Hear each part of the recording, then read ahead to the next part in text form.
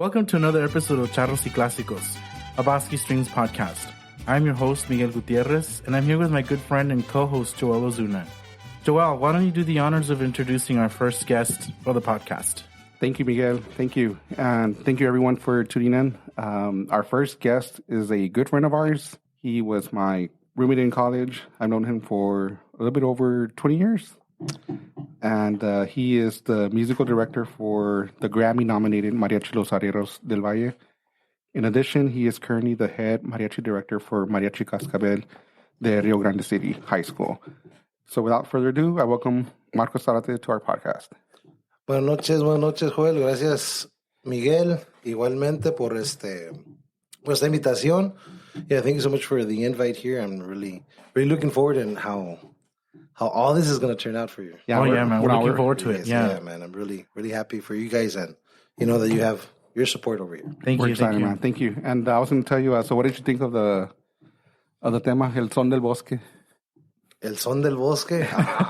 Oye, pues. Yeah, we're going to name it that. Pero ¿por qué bosque? ¿Por qué bosque? No, esa es la pregunta. I had asked Nathan Fernandez. Uh-huh. So I asked him, hey, man, can you do us a favor and come up with a tema? And I think I caught him on the right time. Because you know how he's real busy. Sí. Yeah, he just came home from the tour. Yeah, he literally did. Very talented young man. Yeah. Mm-hmm. Super talented. No, he's a total package. Sí. He plays all the instruments, canta. Todo. He writes. Yeah. And the passion is there. Yeah, he's a real humble guy. Sí. So I asked him to write us a song or a tema. And he did it within 2 or 3 days. So I asked him, hey, write us a song. Y luego the next day, he sends me a MIDI file. And the third day, he recorded all the instruments. Pues he had it done. Yeah, no. So, ¿es él? Yeah, he did all the parts. No, se oye muy bonito. No, Nathan es un musicazo, man. It's amazing to see how, there's still young kids. Oh, yeah, that's still... That, will continue. Passion. Yeah. Yes, exactly. That'll continue. So much. And he reminds me a lot about you. Like, you also come from a musical family, así como él. Y pues you too, you play all the instruments. Sí, pues, como dicen muchos, ¿no? Pues hay que pagar las deudas y uno tiene que aprender un poquito de todo, ¿verdad? Así es. Pero sí, I've been very fortunate to be brought up by a musical family. Both of my parents, they both sing. Yeah. And of course, 10 years ago, my dad passed away, right? Yeah. Pero but before that, my dad was a great vocalist for mariachi, and he even recorded a few LPs back in the day, the long plays, big records. He recorded a few of them, and he started with a solo career because of his voice. Yeah, wow. Y pues mi mamá también canta. Me canta muy bonito mi mamá. De hecho, que antes de que mi papá fuera solista, grabaron varios LPs juntos, así, cantos religiosos como dueto. Y en ese tiempo se usaban los duetos, the duets. Back in the day, that was super, very common for them to do. Y sí, así se conocieron mis papás, cantando lo que es en la música. Sí, creo que en ese tiempo se hacían los aficionados y que como el tipo The Voice, pero pues aquí del pueblo. Sí. En ese tiempo. Y y pues así se conocieron mis papás, ahí nacieron todos mis hermanos, claro que se casaron, nacieron mis hermanos, ahí nací yo y tengo otra hermana menor y pues desde que yo me acuerdo, pura música todo el día. So I was pretty much born into it, I had no choice. You had no choice. Very fortunate that I didn't have a choice. And how old were you when you started playing music? Oh, I have to say I was 4 years old, around there. 4 years old. I was already playing the guitar, and I would sing a little bit, accompany myself. Yeah, wow. Since I was 4. And then what age did you start learning how to play the violin? The violin, I picked it up when I was about to turn 9 years old. Okay. Yeah, I was like about 8, 9 years old, and that transition. So something I don't know about you. Did anybody teach you these instruments, or are you self-taught, or? Bueno, lo que es la guitarra, pues mi papá tocaba la guitarra. Mi papá tocaba la guitarra y él, pues yo estaba chiquillo, ¿verdad? Que desde que yo me acuerdo, yo estaba chiquillo, los veía y siempre tenía una guitarra extra. Yo agarraba la guitarra y veía los dedos donde le ponía mi papá, ¿verdad? En el diapasón de la guitarra, on the frets. Veía los dedos cómo los ponía y ahí estaba yo tratando de picar y sonarle, ¿verdad? You know, used to place my fingers there, and then my dad started seeing that, and he would just correct me. Oh, really?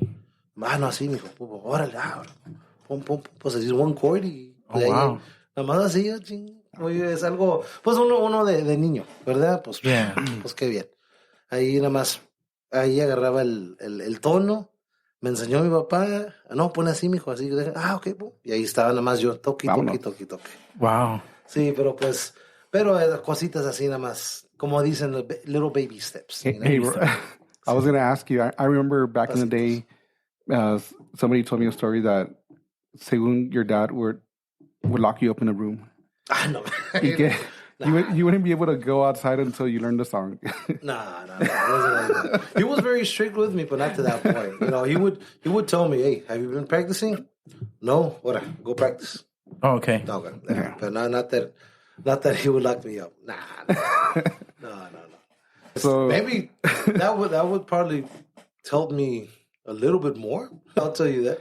Yeah. But that would have happened. But no, it was all, you know, you're gonna do this, do that. He was just since he was always a musician, and he had other jobs, right? Yeah. Pero pues at the end of the day, he would always focus into music. That was his way of showing me how to defend myself in life. Yeah. You know, now learn this. Hey, what other instrument? Do you want another instrument? Learn that. You don't know how the good that you're doing yourself. Yeah. Because you're learning all these weapons so you can survive in life. Yeah. You know, that was his mentality. You know, and that's the way, pues, of course, I took it, and pues, I've been, thank God and thank my father, I've been benefiting a lot from what I've learned. Yeah. You know, with the instruments. So, pues sí, tengo un agradecimiento grandísimo a mi papá. Sí. ¿Verdad? Porque él fue el que hazle así, con la guitarra. Ya después con el requinto, nomás viendo a mi hermano mayor, que es Gregorio Zarate Jr., mi papá Gregorio Zarate Sr., y ya veía a mi hermano mayor tocar el requinto. Él toca el requinto y el acordeón. O sea, súper bien. Sí. O sea, es un musicazo. Todos mis hermanos son muy buenos músicos. Y ahí ya comencé con el requinto y es lo que me llama mucho la atención, lo que es el requinto. Pero sí, ya y eso fue, pues, pasaron otros instrumentos y el otro, y ahí comencé a aprendérmelos ya cuando estaba cuando estaba chiquillo, de un lapso de 4 a 12 años más o menos. Sí. Wow. When would you say, or how old were you when you felt like, this is what I'm good at, this is what I'm going to do? Pues chihuahuas, that's a hard question, man, because I might think that I was maybe I'm good at it, but maybe I'm really not. Pero pues, I don't know, man. When I had that, I guess you could say, that confidence in just doing this like forever. I don't know, man. I'm very young. Maybe I was a teenager. I don't know, because I've always felt very, very, very secured with music, very confident with music. I'm still, yeah. And what age did you start playing mariachi? When I started playing mariachi, I was about like 13, 14 years old. I don't remember exactly. 13, 14 years old. There was a mariachi group when we, a year or two after we moved down from Dallas-Fort Worth, because I used to live over there. You're from the Dallas area. Yeah, I'm originally from Dallas. So when I was about 12 years old, we moved down here, and my dad he had his business, right? But, you know, he always loved mariachi. And he was always a mariachi. A group called him up, and And he just decided to, hey, pues I'm going to start playing over here. You know, do it as like a weekend thing. And then he was the one who kind of got me into playing mariachi. I was like 13, 14 years old around there. Yeah, el mariachi, man, I remember it was Mariachi Guanajuato, sí, de Ramón Raya. Yes, oh, wow, I okay. remember, yeah. I'm talking back in the probably mid-90s around there. Wow. Around there. Yeah, here in the Valley. So that was the first group that I played with, and with my dad, of course. And I was playing. It was crazy because I started off playing vihuela. I started off playing vihuela. I was playing there, and then they got a vihuela player. Then I started playing the violin. Nice. Wow. So okay. I was about like 13, 14 years old. So then you were really young when you were already jumping around. Sections of the ensemble. Yes, yeah. See, yeah. Sometimes, and then, pues, I also play guitarrón. So around that year, también the guitarrón player he wasn't able to show up or to go to perform with us. No, pues I'll pick up the guitarrón. Nice. Yeah. So yeah, I would be. I was a jumper on the instruments. Yeah. And then I remember back in the day, you used to play with Mariachi Nueva Generación. Actually, man, I never got to. You never got to play with them? Never got to play with them. I never had the pleasure of playing with Nueva Generación. Because I remember back then it was with the Mr. The Rudy García. Yeah. Sí, paz descanse el señor. Sí, no, nunca tuve. Fui a escucharlos como un tipo audición y así ahí los escuché por primera vez y tocan muy. Pues en ese tiempo era el grupo. Que ensayaban, que estudiaban y eran todos muy bien jóvenes. Se escuchaba muy bien el grupo, muy, muy bien, de lo que yo me acuerdo. Fue la primera impresión de un grupo bien organizado, ¿verdad? Y que yo había escuchado. Ya después escuché al Mariachi Vargas y a todos los otros grupos ya más, pues claro, los mejores grupos que hay. Bueno, siempre es una impresión grandísima. Pero sí, el grupo así organizado,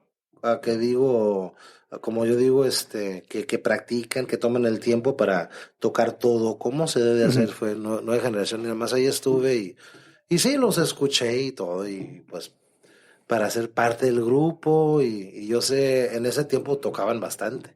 Y pues yo sé que mi papá no quería muy bien que yo estuviera allí porque, pues, quería que yo estuviera siempre con él. Obviamente, I was, 13, 14 years old, 15 maybe when that happened. Muy chavito, sí. Yeah, I was young, and back then, pues, you know how it was, your parents, they wouldn't give you so much liberty as the generations now. Right, right. Well, at least for most that are out there, Yeah. Pero sí, así fue. Sí, nunca tuve el placer de estar con Nueva Generación. Y so what was your first main group que enseñaban? Pues, de hecho que con el grupo Guanajuato no estamos completos, pero estaban practicando para una grabación que iban a hacer. Creo que Joe Cerda era el señor que acompañábamos. Tenía un salón así, un salón de belleza y cantaba muy bien, que es lo que yo me acuerdo, el señor. Y siempre tenía ese grupo para las tocadas y tenía bastante trabajo, Joe Cerda, y por ejemplo lo tocamos ahí con ellos.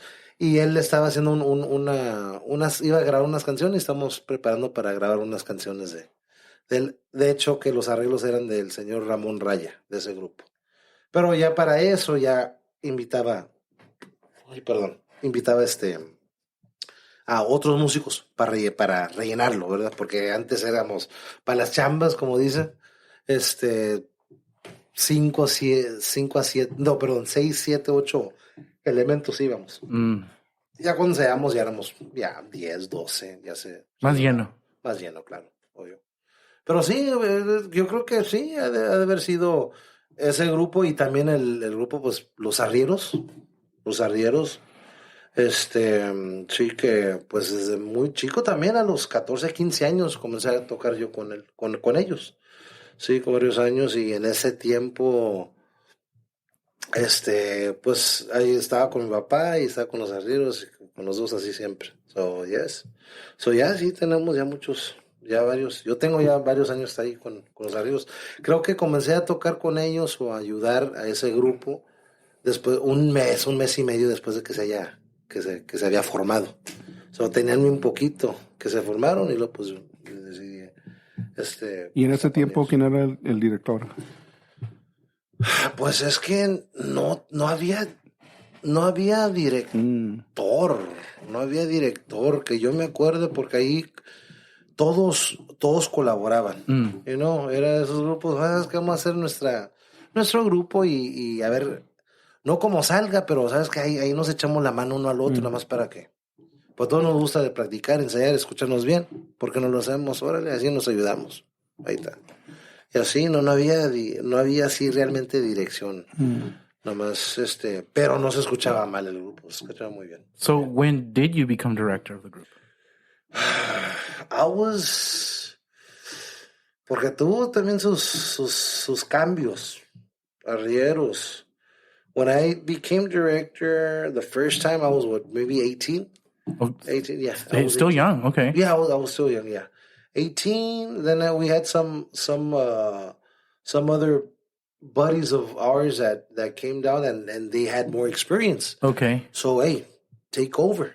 So that way it was, I didn't have so much experience over the mariachi, right? But después they were like that for maybe a couple of years. And then I started directing again. So I started taking care of it when I was like 20, 21. So yeah, it's been a while. It's been over. Wow. It's been over 20 years. Yeah. Over 20 years. Yeah. Wow, that's a long time. Yeah, it's a long time. But yeah, I've been directing Arrieros for over a little over 20 years. You know, I started 18 and then I stopped, and then 2021 around there, and I turned 2021. Wow. Yes, yeah, sir. That's a pretty long time. And you've accomplished a lot as being director of Los Arrieros. I mean, you've been nominated for Grammys we've numerous been very times. Fortunate. We've been very fortunate. You know, our first album that we recorded, it was nominated for the American Grammys back in 2012, I believe. Yeah, back in 2012, the American Grammys, and then we released another one, I think 2016. I'm not sure, 2015 to 2016. I'm not too sure. We recorded that second album, and we were nominated again. We were very fortunate to be nominated for the American and for the Latin Grammys. Latin Grammys, okay. Yes. Sí. So yeah, we've been very fortunate. You know, gracias a Dios que hemos estado muy bendecidos y tener esas experiencias y con los muchachos y realmente no, pues es un equipo, es un equipo, y no es el apoyo de cada quien, de cada uno de los compañeros que te dan y que nos damos, más que nada. Nos dan mucho apoyo y por eso tratamos de lo poquito que podamos hacer, lo tratamos de hacer lo más grande. Es que es difícil ahorita que hemos querido hacer conciertos y todo, pero pues todos somos maestros, somos maestros de escuela. Right, I was going to ask that. So how did you, or when did you see that transition once you all started getting your daytime jobs? Sí, bueno, actually, affected the group, yes, right? Yes. Once when we started, when we had the group pretty much established, right? Everybody was going to school, and then one by one started graduating, was having their daytime jobs, and to the point that we all had our daytime jobs, so it was very difficult for us to do the concerts like the way we used to. So like right now, since we're just focusing on, there's little local events and there's a concert, pues why not every once in a while we'll just throw a concert, and if we don't, no problem, because we're busy, man. We're preparing others to do their own concerts. Yeah, and I was excited this past summer when you guys were invited to play for Mariachi USA. Oh yeah. You guys were gonna play in Austin, right? Yeah, we were gonna play. Yeah, and so what happened? It got canceled. Yeah, it got canceled. It just so happened there was gonna be a championship. I don't know if it was a football game or a basketball game. I think it was a basketball game, and it was a big, huge thing. So So the whole city supposedly was going to be on lockdown or something. Wow. So they decided just to cancel everything, all the local events, and just focus on the championship. Something like that happened. Oh man. You know? So but you guys were practicing every week. Oh yeah, every day? We were doing our, just preparing for the concert. Yeah, so that way we won't be too rusty. So any upcoming news for? Yes, actually, we just we finished the CD. Oh, yeah, okay. We finished the CD, so we're gonna have your third one, right? Yeah, it's gonna be our third CD. Yes, our third CD. We're gonna have our new CD out pretty soon. We're just trying to wait for the right timing to release it, the date. Again, we're all teachers, man. We all want to try to make it, for this important. For us, for this important date for us, to do the CD release, and that way we won't have any conflicts with other schools, with our jobs. That's another thing that we need to, try to, just plan things out as close to perfection, so that way everybody could be a part of it. You know? I saw on your Facebook that you guys were performing for different events throughout the city, right? Yes, with the high school group that I direct in Rio Grande City High School.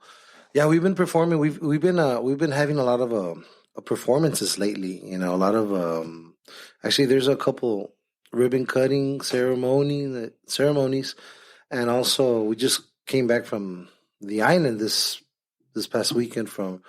We performed for the musician run, I believe, in Sao Padre Island. Wow. So it was a nice little event that they had there. It was, a lot of people did that marathon. It was a 5K. So as the runners, they were starting their run, their marathon. We were just playing for them.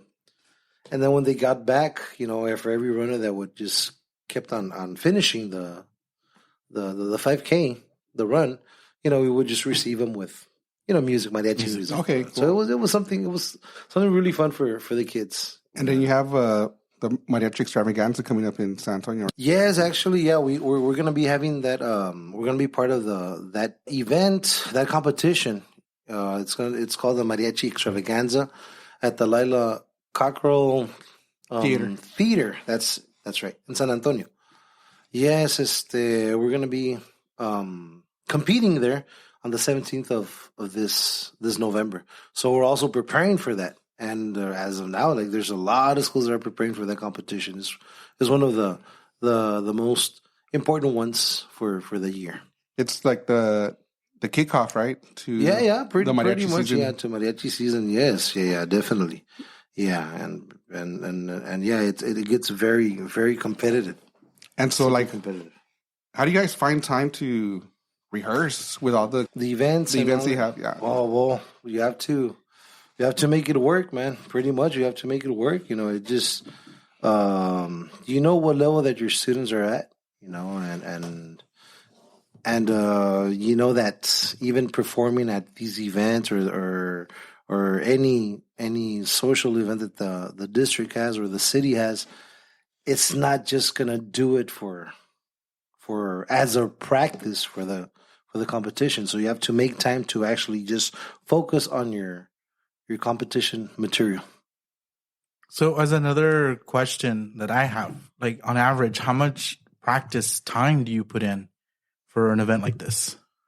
We practice approximately 2 hours a day, 2 hours from Monday to Thursday, and we try to have Friday off. Because, believe it or not, all these kids are involved in so many things, so many other activities that they need time on their own so they could rest and catch up with homework and with reports or projects that are due, right, for their classes. So yeah, we try to practice between 7-8 hours a week, pretty much. Okay, yeah, sounds about right. Yeah, because you can't go over, right? Yeah, exactly. I think the limit for the UIL regulations, it's 8 hours. We never exceed the 8 hours, but we do perform a lot, so we try to use that as a part of, try to prepare for this upcoming competition. The New York Times recently wrote a story about the mariachi programs in Starr County. Can you tell us more about that? Yes, well, I think it was this past Thursday, November the 3rd, or Friday, November the 4th, around those 2 days. Yeah, they released a story about the Stark County mariachi groups. So we were very fortunate to be part of that. And we have to, I want to acknowledge Miss Cecilia Valle for writing the story. She did a wonderful job. She did a great job. She was super nice to us, super attentive to what we were doing in our rehearsals, our performances, and it was a pleasure to have her there and witness how a mariachi group is being prepared for a competition. And I remember reading that it also talked about how last year was your first year as the head mariachi director at Rio Grande City High School. And it mentioned that you had said when you first took the job, you didn't feel ready. Yes. Well, I wasn't ready mentally because it's just a lot of work. It's a big responsibility just to look over a full-fledged program like that, and especially Rio Grande having a reputation of being one of the stronger groups in the Valley, in the nation, so it is a big responsibility, and I wasn't too prepared for that, but I was willing to take the challenge and here I am. And I'm still taking trying to adjust into that big responsibility.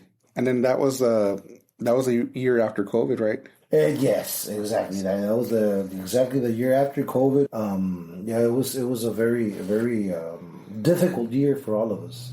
Everybody in the mindset, even us as teachers, we weren't really prepared to go back, to work and be exposed, right? But, you got to do what you got to do. And little by little, we started, trying to have everybody back into their classes so we could, be normal again, as far as doing our daily routine as teachers, directors. And does it feel like normal now? Yes, so if you compare it to last year, oh, definitely. It's a lot more normal.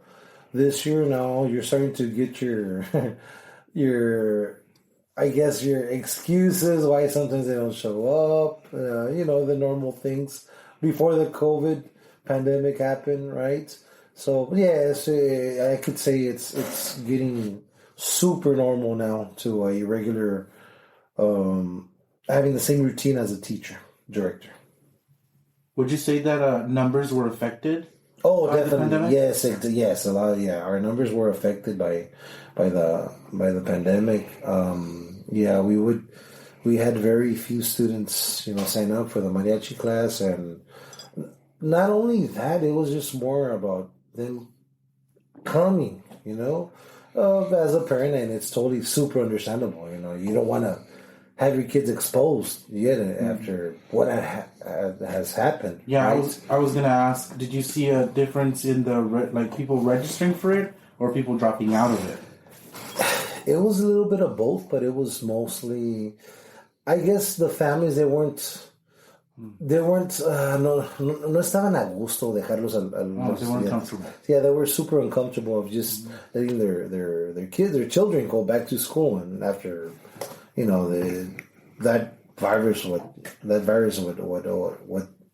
it did to the whole world, actually. Oh yeah. So of course, they're gonna have their doubts of sending them back to security. Yeah, exactly. Mostly and super understandable, right? Yeah. Super understandable, but it did affect a lot of us, especially here in my program. So what are you doing to try to recover from that? I guess it's a waiting process.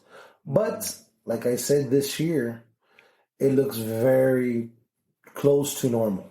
Now it's beginning to look very normal. So I know this year will be the beginning for a more, I guess, successful mariachi program. Okay. What kind of processes do you use to recruit students into your program? Well, we do. We like to ask them. Well, I personally like to ask them if they have any musical background in their family, because there's a lot of families in the Stark County area that sing really well, that play an instrument, that even some of their siblings or family members they've been in mariachi and do understand the whole concept of that genre. Yeah, because I've seen that there's a lot of kids that their dad plays in a conjunto, and there's a lot of conjunto origin, right? Norteño. There's a lot of norteño. Sí, les gusta mucho norteño. Bueno, pues aquí no, ¿verdad? So yes, in that area, in that county, yes, there's a lot of norteño musicians that are really inclined in music in general. What is it that you do to inspire your students? What I do, Joel, or what I think that I'm inspiring them, right? I just try to be I try to teach by example, pretty much. I want you to do this, and I play it for them. So this is the way I want you to. I want for it to sound like. So try to sound it. Try to make it sound as close to how I'm playing it or interpreting it for you. So that's how I try to. Well, in my mind, I think that I'm trying to inspire them, right? On that note, you and I have had our private talks before about, what you're saying, inspiring. So all of your works are original for the kids. Yes, program, exactly. Right? Yes, I try to write original, music for my students. So on that same topic of showing them how you want it, you as composer, it makes things easier, right? Exactly. As to how you want it interpreted. Yes, since I was very fortunate to write it out for them, right? And of course, if a person creates something, you're gonna be the only one that's gonna understand how to express it, how to teach it, what you want from the music to bring it to life. In my own experience, as because I was in a high school Mariachi program also. Definitely. And something my teachers would tell me is to listen. So they would ask me all the time, go and listen to... I mean, we didn't have YouTube back then. Right. So I had to listen to cassettes that my parents had, CDs. Or CDs. And that was my only way of knowing, okay, that's how the song goes. Exactly. And that's how I heard of Javier Solis, right. Vicente Fernandez, all those pillars in the genre. So is that what you do with your students? Do you ask them to listen? Oh, of course, definitely. It's one of the most important factors as far as being a musician. Just listen. Just listen. Try to understand the expression of it. That's all you need to do. To try to create your own expression as well. Because if you listen to something and you try to imitate it, you're trying to match up that expression, and without knowing, you're developing that musician part of you, which is interpretation. What I think, yes. So I also think, looking back, because I've known you since I was a kid, and when I first met you and I saw you perform, and even now, I truly can see that you have a unique taste, a unique sound, that this is the Marco sound. Oh, thank you. And I think anyone can agree with this. All listeners can agree with that. So I want to know, how is it that you attained this sound, or what inspired you? That's a good question, again, because really, I know we've talked about this before. As a musician, you're never going to stop learning. You're going to learn from anybody. And as an arranger, I'll be the first one to say this. You're always going to learn from everybody that is a musician. Sometimes they don't even have to be musicians. Sometimes they'll, without them even knowing, they might do a little phrase without them doing maybe a little rhythm, or they could be just tapping, or an idea can spark up something else, right? And as a musician, you try, you just listen to certain things that's going to help you be creative. So as a musician, you're never going to stop learning. And as far as the arranger, the music that I've done, it sounds very different. I guess I think it's just a mixture of all these great arrangers that I've heard throughout my life. You've been exposed to. Exactly, yes. You listen so much. You try to combine the knowledge or everybody's style, and after just combining everything, you just create your own. I think, so I think that's what it is with the arranging that I do. I just combine, everybody, all the arrangers that I respect, that I look up to, and that has been a huge influence in my music career. So another question I have. So recently, the university UTRGV has developed a mariachi certificate now. Yes. So they have a program. Yeah. Do you have, as of now, I know it's your second year, but as of now, have you had any students show interest in wanting to study music? Oh, definitely. Have they talked to you about yes. that before? Definitely. Yes. We've had several students that want to go into that field, that music world that we're involved in.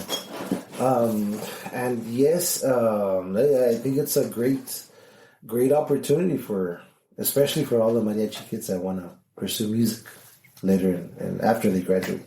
Do you have any words of advice or inspiration for future musicians? Oh, definitely, Miguel. What I could say is just any desire that you have, any passion that you have, just work hard for it. It doesn't matter what it is. It doesn't necessarily need to be for a musician, but it's just in general. If you desire something so much, just work hard for it. And once you start working hard for it, you'll automatically know what to do to obtain that desire. Nicely said. So that about wraps things up for us today. Thank you, Marcos, for being on our show today. Oh, thank you for having me. Thank you, Marcos. It was a pleasure. Just so listeners know, it was kind of hard to get a hold of you with your busy schedule due to your, commitments right now. Yes. Well, I'm glad it just finally happened, and we're here. Yes. So thank you, listeners, for listening today. Thank you, guys. And thank you, Marcos. Thank you, gentlemen.